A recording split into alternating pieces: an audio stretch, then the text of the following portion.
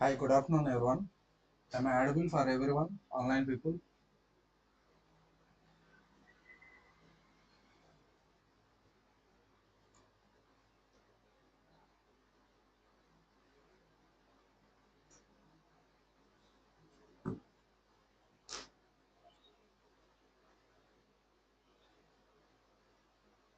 Okay, I will open MS Paint.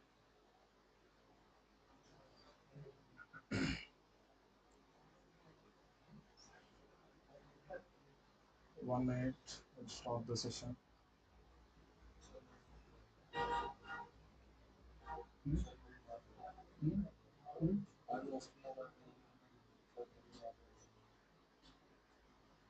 Right. Not like it also.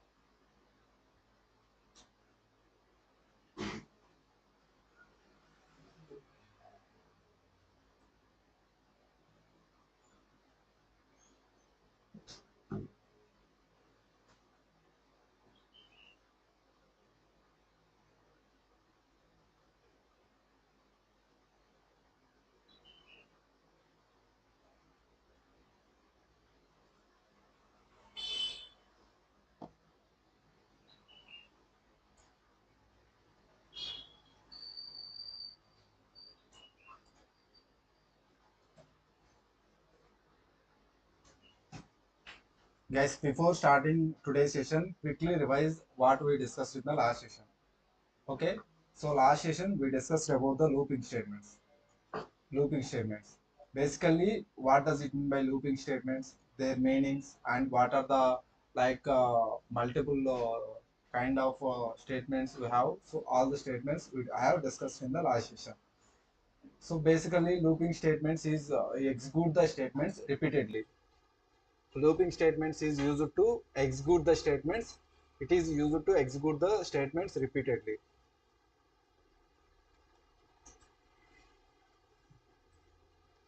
Execute the statements repeatedly. So under the looping statements, we have like different statements we have will be there. Looping statements. First one is the while loop. First one is the while loop. While loop statement is used to execute the statements until the condition is true.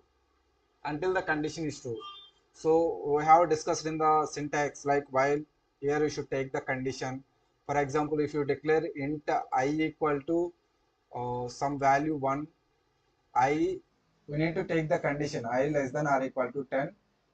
This is the scope of the while loop. This is the scope of the while loop. The first controller will check the condition. If the condition is okay, then it will execute the statements based on the condition. It will execute the statements based on the condition. It will execute the statements until the condition is true. Until the condition is true. This is the first one. And the second one we have do while. Do while. So this is the syntax for the do while. From here to here, this is the scope of the do. Like here we should take int I equal to some value SOP. So before checking the condition, it will at least print, at least execute the statement at least one time. Before checking the condition, it will print, it will execute at least one time. So in the interview perspective, they will ask the question difference between the while and do while. While and do while. In the while case, the controller first check the condition. If the condition is uh, true, then only it will the controller will execute the statements under the while loop. Under the while loop, it will check the boolean value. If the boolean value is true, then it will controller will goes to the will goes to down and will execute the statements. In case of do while, it will at least like it will at least print the SOP statement before checking the condition. Before checking the condition. Before checking the condition. So these are the two cases we discussed in the last session, while and do while. So after the Next we have discussed about the for loop. For loop, I will take another color. So third one we discussed about the for loop. In the for loop case, so from condition and the third one is increment or increment, increment or decrement. This one we have taken in the third line. In case of for loop, the all statements should be taken only one line, only one line. That is, the first thing is the initialization. This one is the initialization, and next one is the condition. Here we should take the condition. This is the second one, and third one you should take the increment or decrement, increment or decrement.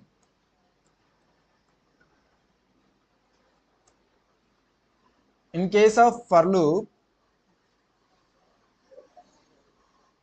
in case of for loop, we should take the all like initialization condition should be in the one line, should be in the one line. I will write the syntax for the for loop.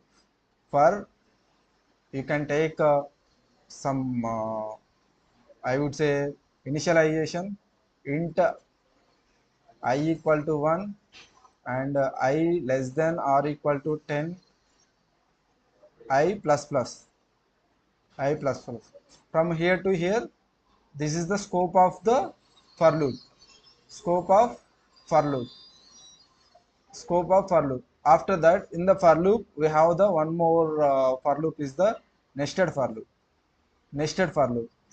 Nested for loop means one for loop present in the another for loop. This is the nested for loop. Nested for loop meaning one for loop present inside the another for loop. For example, syntax for the nested for loop. I will write the syntax for here. You can take one for here.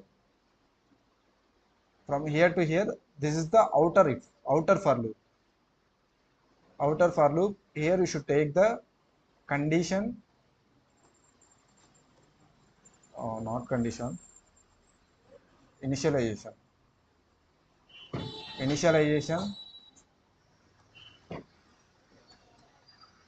condition, increment or decrement. Increment or decrement. This is the outer for loop. Outer for loop. And I will take one more for loop that is present inside the for loop. Here you can take initialization, condition, and increment or decrement. Increment or decrement. Increment or decrement.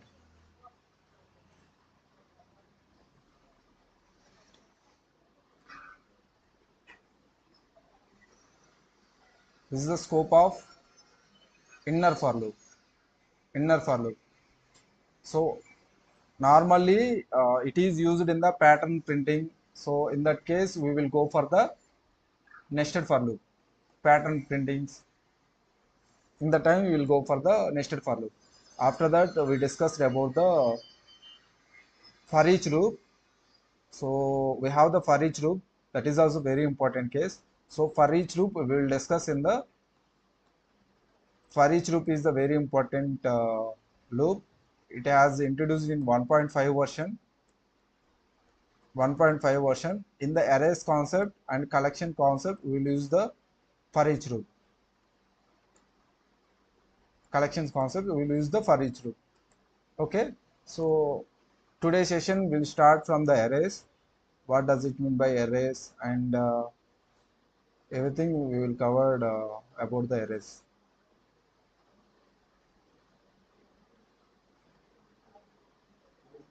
1 minute, I will increase my space.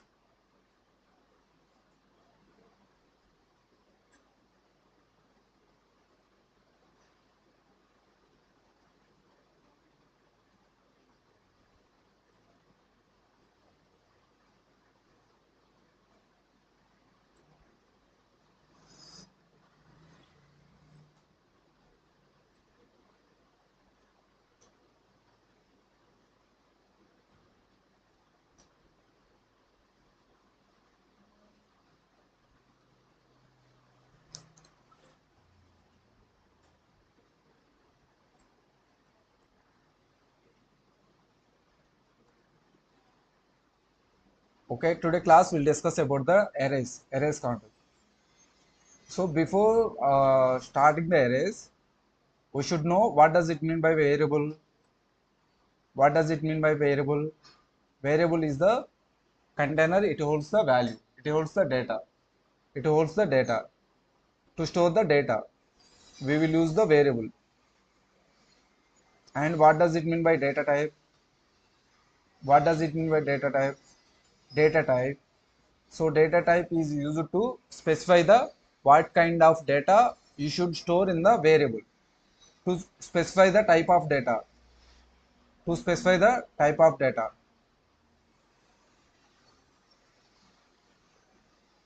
To specify the type of data. So in the data types, we have two categories.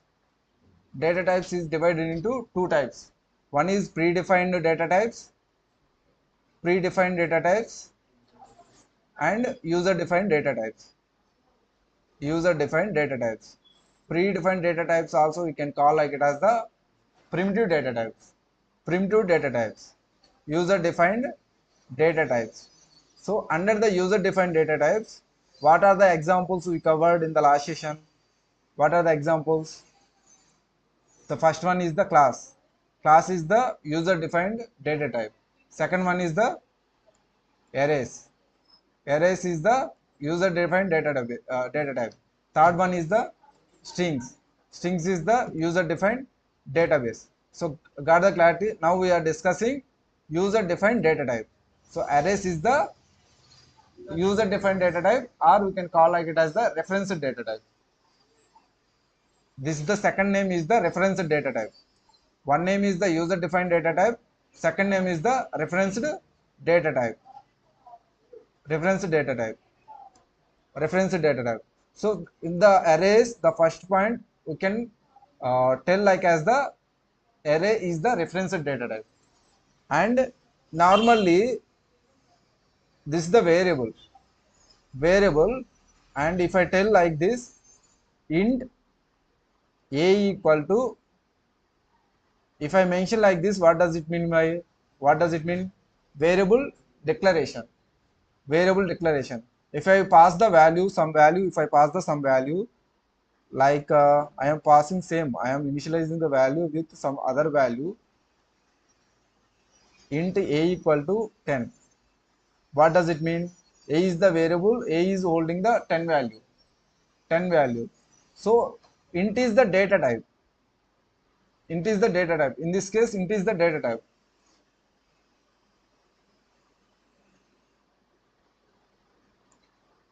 Int is the data type. So I would say now my requirement is I want to hold the two values like this. Int a equal to 10 comma 20. It is valid or invalid?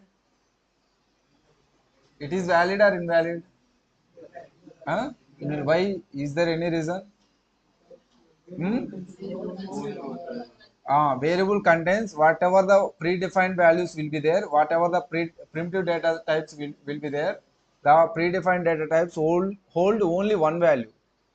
Hold only one value. So that's why we are using the user defined data types, and we can hold the multiple values. Whatever the predefined data types we have, the predefined data types hold only one value. It holds only one value. If you write like this, it is invalid. It is invalid. Predefined data types hold only one value. If you write like this, it is invalid. Invalid. So now my requirement is I want to hold the values, multiple values in the variable. How can I hold? So that's why we have the arrays concept. We can hold the values, multiple values in the variable. In the variable. But it can hold only homogeneous types only. Homogeneous meaning it can hold only same data type. It can hold only same data type. So first point is the you should remember arrays is the reference data type. That is the first point. Second point is the arrays is the homogeneous. Homogeneous.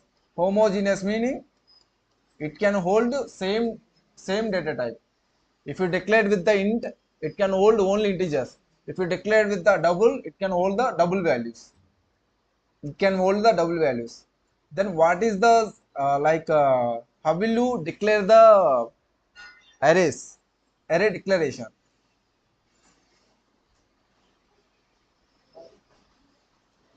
Array declaration. Normally, how will you declare the variable? Variable declaration.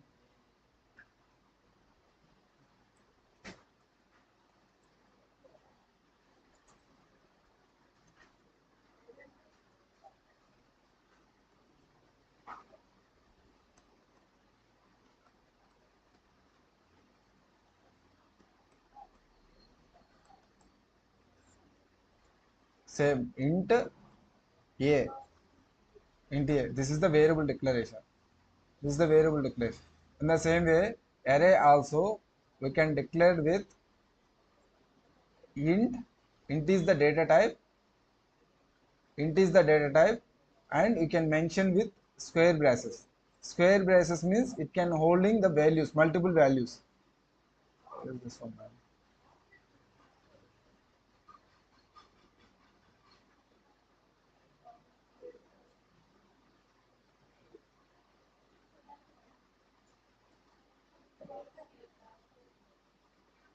It can holding the multiple values, and you can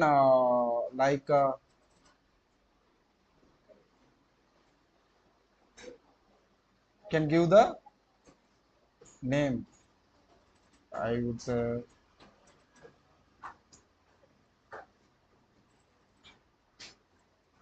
here you can give the name. Any name you can give. Here I am giving the variable name. If you mention like this is the variable declaration. Int is the data type. Square bracket means it hold the same data type of values, multiple values. This is the variable name. This is the variable name. Variable name might be anything. This is the array declaration, and array initialization meaning like I will write the array initialization.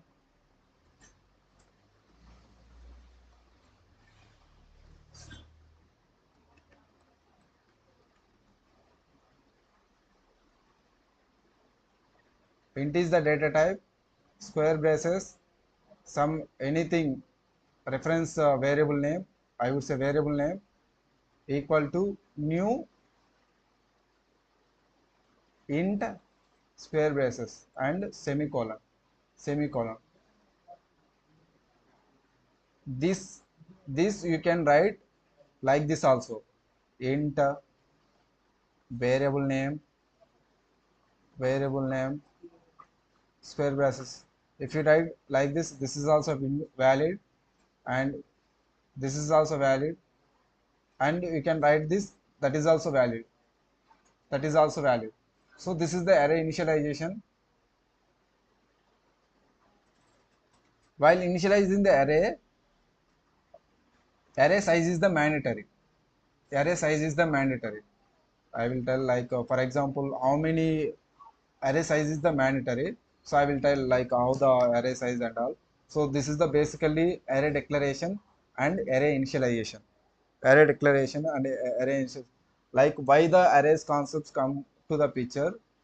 We'll see normal one scenario. 1 minute. I'm increasing space.